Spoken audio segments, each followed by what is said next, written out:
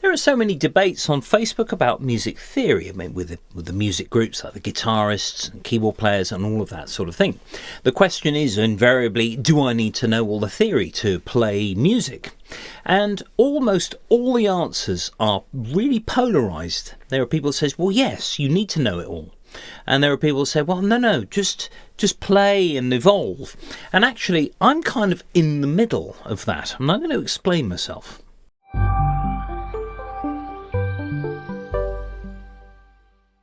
Now, we've been making music for tens of thousands of years, although tuned instruments in the sort of modern sense didn't really come in until the last sort of 600 or 700 years. And music began to be written down. But before that, and it still happens, that you pass a tune down the generations and people just play with it and have fun with it and change it, adapt it, do whatever. Is any of the theory there? Well, not really. It's just a tune. You know, when you whistle a tune going down the street, it's because you remember how the tune goes. You're not going, ooh, what key is it in? It's in B major, that's 5 sharps. Well, I've got to make sure I sing an F sharp, G sharp.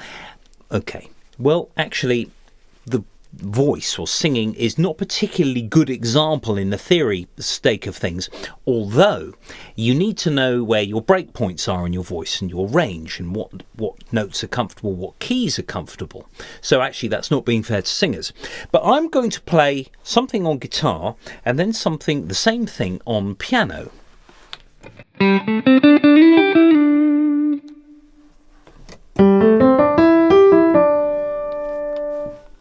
Now on the piano, all the notes I used were white notes. I had G, A, C, D, E, G, E, D.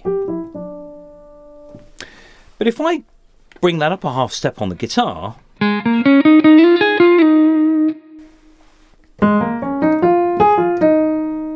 most of those notes have turned into black notes, but there's still a white note there. If I take it up another half step,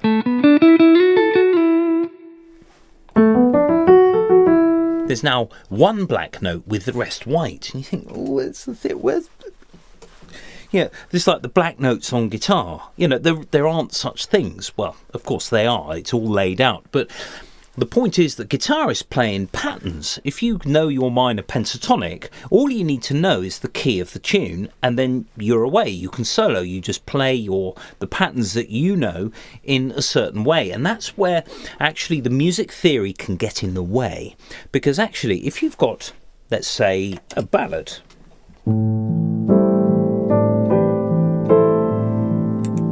you don't want to be doing something like this. It's just going to get in the way, and all of that is based on, you know, the sort of theory and practicing to play fast and all of that. But instead of that, there could be something like this.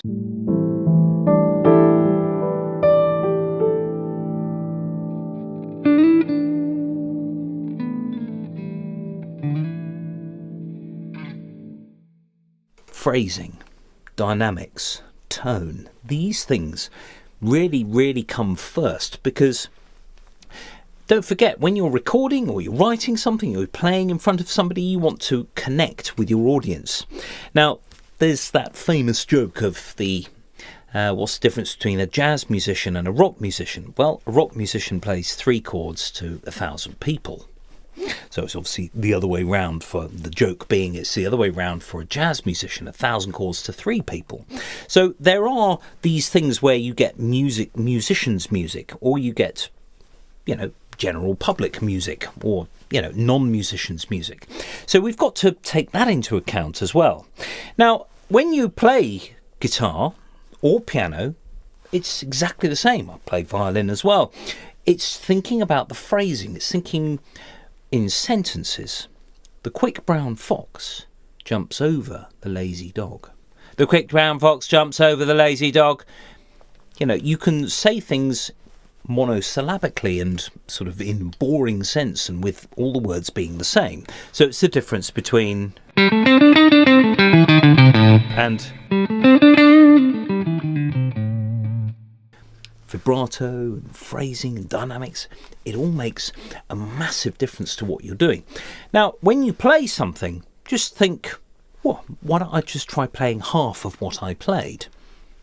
see what happens there. Gaps are really important, and although music theory extends to things like rhythms and rests and all of that sort of thing, when it's completely silent, it's in the middle of a phrase, it's still music. So, is the theory still there? It probably isn't, because you're not playing anything.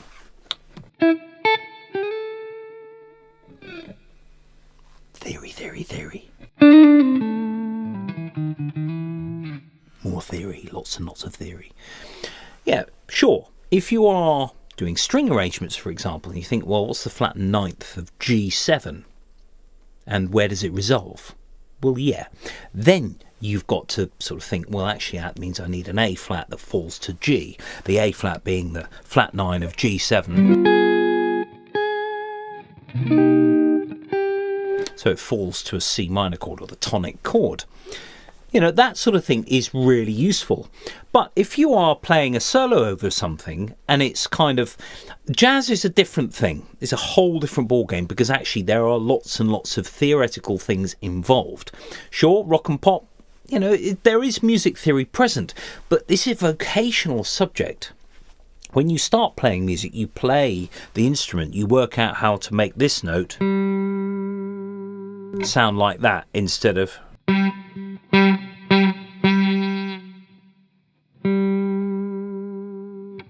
That comes before anything else, because the music theory, you find very few people who know all the music theory but don't play an instrument. Actually, my grandmother was one of those. She knew all about the theory and didn't play a single note. I thought, what's the point in that?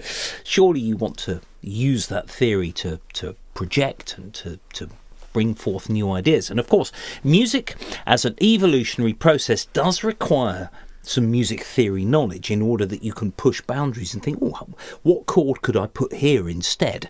But a lot of that is, just trial and error. Trial and error is great because actually it can teach you masses.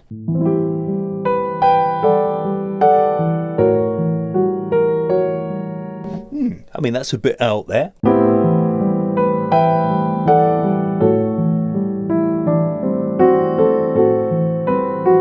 So I put an F sharp in that chord, which works in a sort of jazz sense. But in a rock and pop sense, well, perhaps not. But maybe if I just use that single note in my A minor,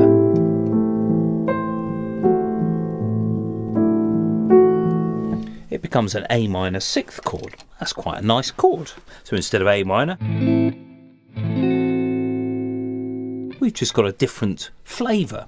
But music theory, of course, there was some theory involved there, but what I was trying to illustrate was the fact that you can just experiment, just trial and error to find things, and actually you're more likely to develop your own sounds. It's said of lots of music colleges that they sort of churn out players who are fantastic, but they all sound like each other. And there's the debate really with that.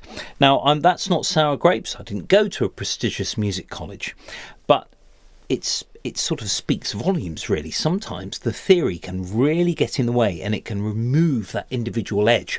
So I'm in the middle of this. I'm not going, yes, you've got to know what the flat 13th of A is. It's an F, actually. But you don't need to know that, necessarily, unless you are doing lots of string arrangements.